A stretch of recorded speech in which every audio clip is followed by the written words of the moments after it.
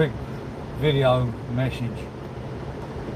Right, Kay Leatherhead, you're trying to put it out there that I'm a nonce, yeah? Because I walked past my missus sitting on the end of a mattress, fully clothed, hair up, tattoo on the back of her neck. Now, if you want to know who that woman is on the face side of it, Jesus Christ, she's been doxed all over the internet by your good mate Dodgy Dave and Iceberg. Doxed all over the internet. There's probably untold pictures from Facebook, TikTok or whatever. It's not that hard to work out, Kate. Now, remember, when you're on a camera, I don't know how things look, I can't remember. People can look different on a camera.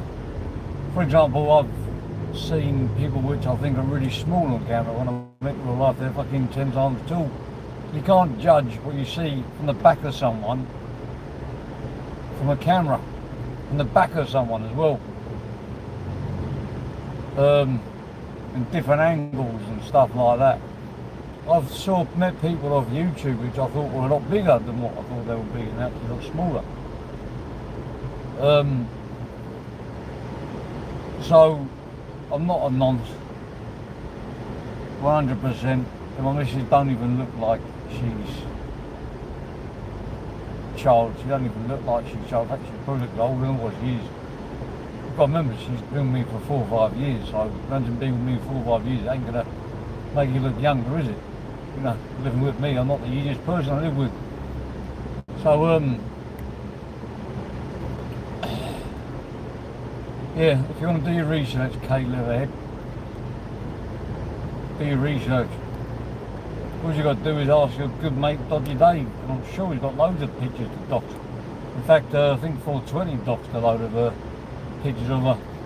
It's hard to tell which ones are my missus because they mix them all up.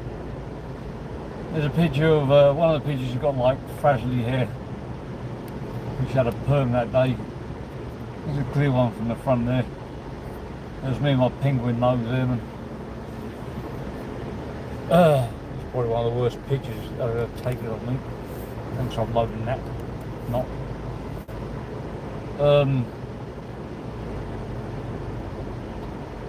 But anyway, yeah, this is just, I just want to say.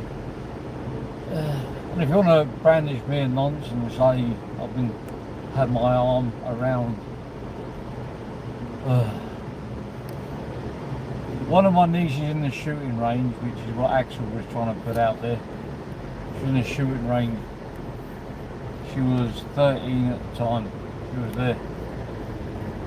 And it pissed me off because 420 kept doxing and doxing and doxing. And I kept trying to say, reach out to him to say, I don't think he realised he was doxing an underage girl. And she was in the shooting range. I didn't even touch her.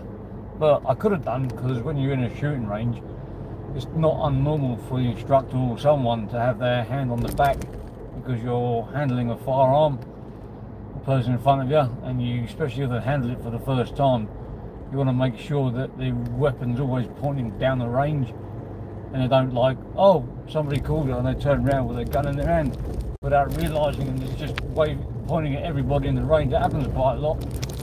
If there's not somebody supervising them, definitely do that. Never touched any of those regions which I'm not supposed to touch. I know that for a fact.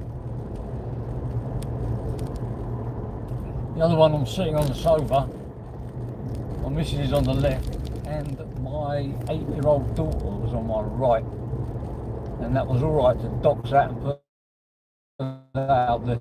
I've listened to Axel's full clip from Crossies now. The reason why he's falling out with Dodgy Dave is because he allowed his mum's house to get doxed and they didn't do nothing about it. Pretty much what I've been going through when I was friends with Radio Kebabs was, you know, my whole family had been doxed left, right and centre, and she wanted to kiss his ass. And she was the one that sort of put it in place for me and him to draw a line in the sand. I was ready to go to war with him, but at the time it wasn't that important. What was I going to do all over here? But you know, now those lines have been deleted. Free to do what I want now, go where I want, speak to who I want, be friends with who I want, be enemies with who I want. Fucking love it.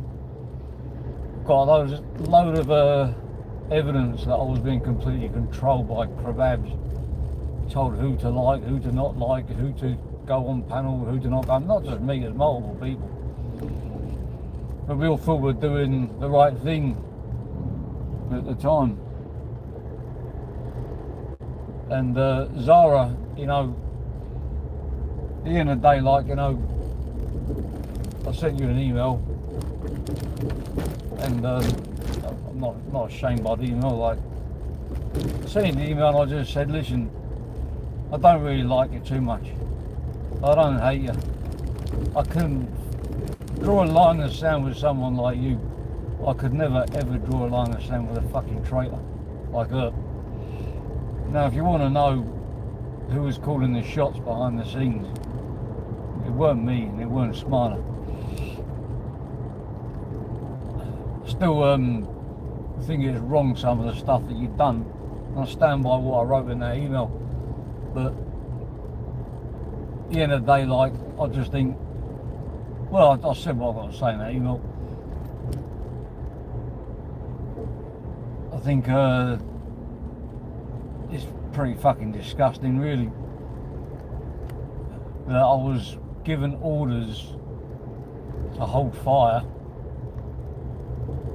and then at the same time it was her which gave the orders to, which was poking, giving the directions to calling, you know, SS and all that, and recording it.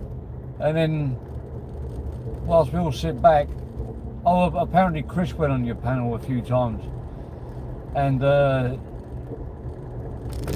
think someone, Smarter, was messaged and told that, don't worry, Chris has gone rogue, he's not part of the plan. Just because he wanted to go where he wanted to go, she thought he's not to be trusted. She saw herself as some kind of general commander or something. But, you know, Chris can go where he wants to go, speaks to who he wants to speak, just like I can. If I want to be friends with Zara, I can be friends with her. If I don't want to be friends with her, I don't want to. If she can't stand me, that's her problem. If I can't stand her, that's my problem. And no one's going to tell me from now on I'm part of some deluded plan. You know, I'm thinking, you go along with it, they slowly but surely coerce you. You know, you start off thinking that you're helping somebody out, and, you know, you're doing a little bit, and a little bit more, a little bit more, a little bit more, but before you know, without even realising, you're being fully controlled, and you're just sort of mixed up in the moment. And couldn't believe it, the shock, like when after all that we saw Babs and Zara on a live together. I think it was on BZ's. After all the shit that she'd been doing behind the scenes, the one I slowly but surely questioned her, because I mean, like, me and Smile were just like, what the fuck?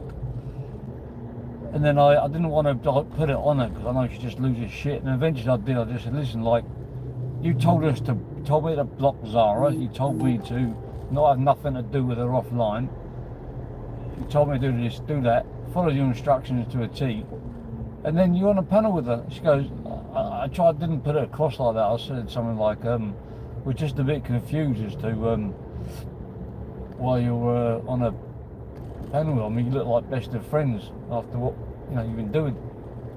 Her response was like, oh, fuck you lot, like, I go where I want to go. If I want to be friends with someone, I'll be friends with someone. I was like, huh? Oh dear. I think the motive behind it was, I think she just wanted to run YouTube. I don't know if there was a deeper motive behind it though. I mean, a lot more deeper. That's what I can't quite work out yet. I mean, it's all very well wanting to be top dog and all that, but why? I'm starting to question, like, you know, your contacts with the Home Office and you know, friends with Humbles, share birthdays together, and something a lot more deeper behind it. I saw one of the, I'm going into a bit of a conspiracy mode here. One of the things that they like to do, I think it's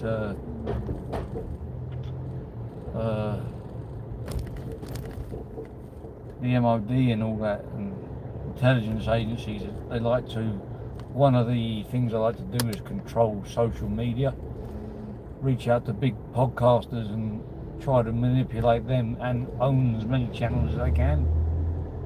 And you look at all the admin rights you have to all these channels.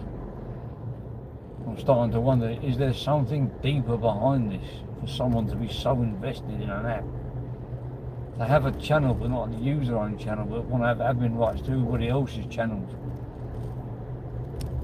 I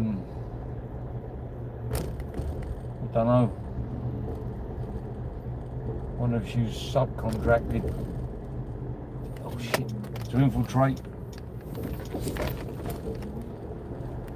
Anyone that sits with Humble should be lined up and popped.